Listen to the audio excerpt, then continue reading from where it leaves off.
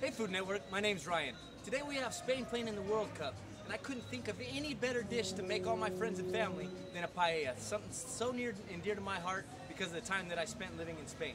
Come on in, let's give it a shot. Now when making my paella, I always want to start off with as many different flavors as I can and then build on them.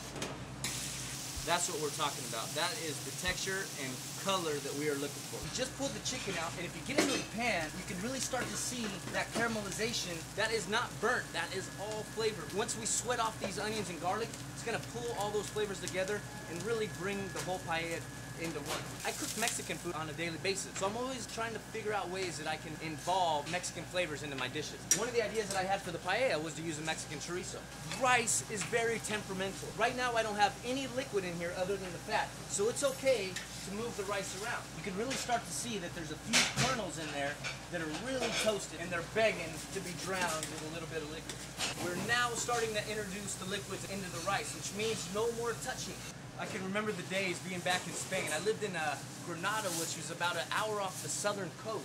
There was a restaurant, and there was a gentleman on the beach who had a paella pan probably 4 times the size of mine, and he would cook for the entire restaurant. He had a huge wooden stick, and he would just go around his pan, and every so often kind of move it like this.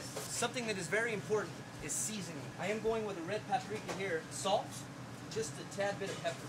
You're never going to know what this thing tastes like unless you actually taste it. Oh my gosh, that is great. I think it needs a tad bit more of salt.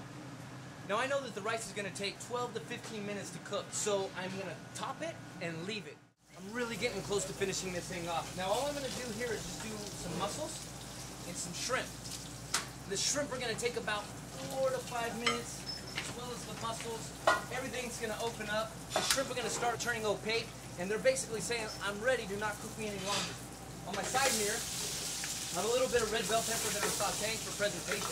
I'm going in with that as well. We're at the finish line, guys. The shrimp has turned its color, mussels are open, rice is at the texture that we want, chicken's all the way cooked through. The last few stages are very simple. I have some par-cooked green bean. Going back to those Mexican flavors, I chipping on it a little bit of cilantro. One of the most important steps that you can have in any type of cooking is some type of acid. Not only are we looking for the flavor of the actual lemon, but we also want the acid of the lemon to really boost up all the other flavors that are going on in this pan. Before I send this paella out, I really just want to say thank you for the opportunity for sending this video to you, and I hope to see you soon in New York.